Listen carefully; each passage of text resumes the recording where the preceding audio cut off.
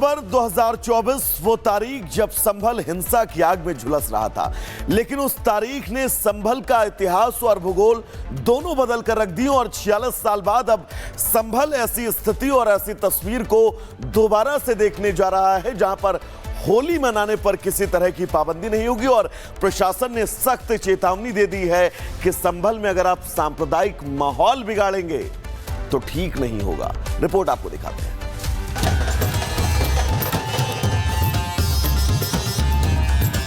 इस बार बहुत अच्छी होली होने वाली है, बहुत ही बढ़िया। बेखौफ हो गई, कुछ नहीं, कोई डर नहीं, बहुत सुकून के साथ होली खेली जाएगी। होली आने में कुछ दिन बाकी हैं, लेकिन पूरे देश पर अभी से होली का रंग चढ़ने लगा है। खासतौर पर संभल में तो इस बार की होली पिछले 46 साल की सबसे रंगीन और बेखौफ होली होने वाली है, जिसकी तैयारियां संभल के लोग जमकर कर रहे हैं। हमारे योगी जी की निगाह पूरे संभल पर है और संभल में हमारा जो हिंदू समाज का जिस प्रकार से उत्पीड़न किया गया था, अत्याचार किया गया था मुगल शासन में या सपा बसपा की सरकार में जो उत्पीड़न किया गया था, आज योगी जी सरकार में हिंदू समाज भी बहुत सुरक्षित महसूस अपने आप को मान रहा है। और निश्चित रूप से मैं कह सकता हूँ कि संभल के अंदर चुस्त शासन है और चुस्त प्रशासन है। संभल के लोग इस बार की होली की खास तैयारियों में जुटे हैं, तो लोगों ने इस बार बेखौफ भगवा होली खेलने की तैयारी कर ली है, जिसके लिए जमकर भगवा गुलाल की खरीदारी शुरू हो चुकी है। संभल में कहते हैं कि 100 साल से भी ज्यादा, मतलब बहुत सदियों से एक चौपाई निकलती हुई आ रही है। 4 चौपाई निकलती है। जो लास्ट चौपाई होती है वो 4 बजे से निकलती है और डाक खाने से शुरू होती है और छंगामल की कोठी पे खत्म होती है। अब की बार उसमें भी धूम मचाएंगे और भगवा रंग का गुलाल खूब उड़वाएंगे संभल में। इस बार जो है वो एक उमंग अलग ही है और इसीलिए हम पहले आ गए हैं, क्योंकि हमें लग रहा था कि इस बार भगवा जो गुलाल है हमें आसानी से नहीं मिल पाएगा। तो हमारे अभी 20 कट्टे हमने बुक कराए हैं यहाँ पे, जो हमारी चौपाई वगैरह के लिए, जो हम यात्राएं और जो हमारे त्योहार हैं उसके लिए हमने पहले से ही बुक कराए। लोग जमकर होली में भगवा गुलाल उड़ाने की तैयारी कर रहे हैं। भगवा गुलाल की खरीदारी हो रही है। वहीं गुलाल बनाने वाले भी जुटे हैं भगवा रंग के गुलाल को बनाने में कि किसी भी तरह से गुलाल की कमी न रह जाए। दुकानों पर लगातार लोगों की भीड़ उमड़ रही है। तस्वीरें मैं आपको दिखा रहा हूँ, ये संभल की तस्वीरें हैं, संभल की दुकानों की तस्वीरें हैं, जहां पर भगवा रंग लेने के लिए जो लोग हैं वो उमड़ रहे हैं। और यही कारण है कि बड़े बड़े बॉक्सेस हों, बड़े बड़े कट्टे हों। ये देखिए पूरा कट्टा जो पैक है, और ये सब जो सामान आप देख रहे हैं, ये सामान अमूमन बिक चुका है और लोग अब यहाँ पर अपनी डिलीवरी जो है वो लेने पहुंच रहे हैं। संभल में 46 साल हो चुके हैं जब सनातनियों ने बेखौफ हो रंग गुलाल उड़ाया था, लेकिन लंबे इंतजार के बाद वो वक्त आया है जब एक बार फिर सभी सनातनी संभल में मदमस्त हो भगवा रंग से भर भर कर गुलाल खेलेंगे। और सनातनियों के इस रंग में भंग न पड़े, इसके लिए पुलिस ने भी खास इंतजाम कर लिए। पुलिस के लिए चुनौती ये भी है कि इस बार होली शुक्रवार के दिन है और जुमे की नमाज के चलते किसी भी तरह की अव्यवस्था ना हो, इसके लिए जुमे की नमाज का वक्त तक बदला गया है, जिसके लिए पीस कमेटी की बैठक की गई और वक्त बदलने के लिए मुस्लिम समाज को राजी किया गया। सभी स्तरों पे निर्देश स्ट्रिक्ट दिए गए हैं। कोई भी व्यक्ति है वो उसमें हुड़दंग नहीं मचाएगा। जो भी व्यक्ति इस तरीके का कानून को अपने हाथ में लेगा उसके खिलाफ कार्रवाई की जाएगी। किसी भी व्यक्ति के साथ ज़बरदस्ती होली ना खेलें, और अगर किसी व्यक्ति के साथ कलर पड़ भी जाता है तो वो उस परिस्थिति में पुलिस को बताएं, कानून को अपने हाथ में ना लें। होली साल में एक बार खेली जाती है। जुम्मे की नमाज साल में 52 बार आती है। यहाँ के मुस्लिम समुदाय के साथ बातचीत की गई, उन्होंने ही या 2:30 बजे के बाद में जुम्मे की नमाज पढ़ने का सलाह है वो दी है। इसके साथ ही पुलिस प्रशासन ने उन लोगों को भी कड़ी हिदायत दे दी है जिनका होली के रंग से धर्म भ्रष्ट होता है। प्रशासन का कहना है कि जिन लोगों का रंग से धर्म भ्रष्ट होता हो वो घर से ना निकलें, क्योंकि अगर किसी भी तरह से कानून व्यवस्था बिगाड़ने की कोशिश की तो अच्छे से खबर ली जाएगी। अलविदा का जुम्मा भी होली के दिन पड़ रहा है और उस दिन रंग भी उस दिन पड़ रहा है, तो सबसे मिलकर अपील की गई, भाई या तो आप उस दिन सहयोग करो या आप नमाज का समय ऊपर नीचे कर लो।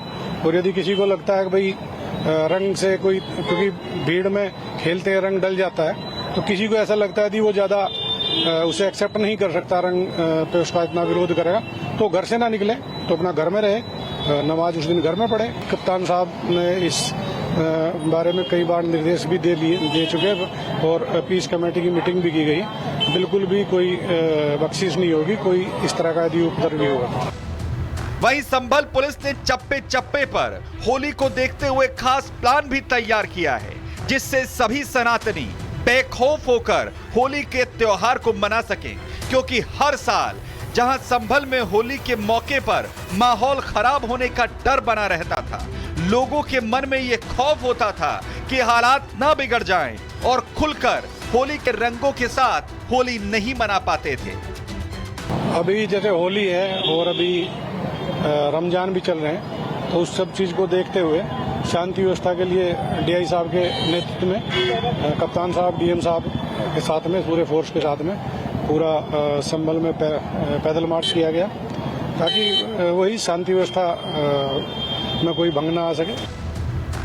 वहीं होलिका दहन के लिए भी होलिका दहन वाले स्थलों पर जहां पुलिस दिन रात पेट्रोलिंग कर रही है, सीसीटीवी कैमरों से उपद्रवियों पर नजर रख रही है, ऐसा प्लान संभल पुलिस ने बनाया है कि होली के रंग में भंग डालना तो दूर, कट्टरपंथी हिंदुओं को होली मनाने से रोकने की जुर्रत तक नहीं कर पाएंगे।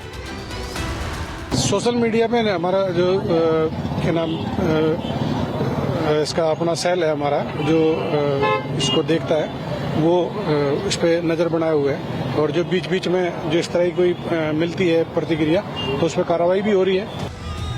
तो तैयारी है इस बार संभल के सनातनियों की होली को बेहद खास बनाने की, क्योंकि ये मौका 46 साल के बाद आया है।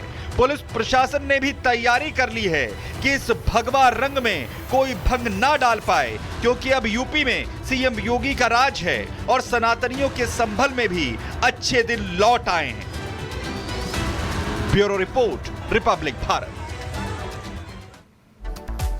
और अब बात औरंगजेब विवाद की, उस औरंगजेब विवाद की जो महाराष्ट्र के बाद यूपी और यूपी के बाद अब बिहार पहुंच गया। हालांकि बिहार में इस साल विधानसभा चुनाव होने वाले हैं, लिहाजा इस मुद्दे को वहां काफी तूल देने की कोशिश की जा रही है। आखिर बिहार में क्या है ये औरंगजेब विवाद, पूरी खबर आपको इस रिपोर्ट के जरिए बताते। देखिए रिपोर्ट।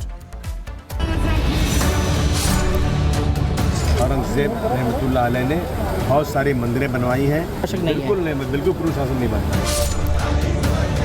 औरंगजेब एक अच्छा शासक था और उनको जिस तरह से जालिम बताया जाता है उतना जालिम नहीं था।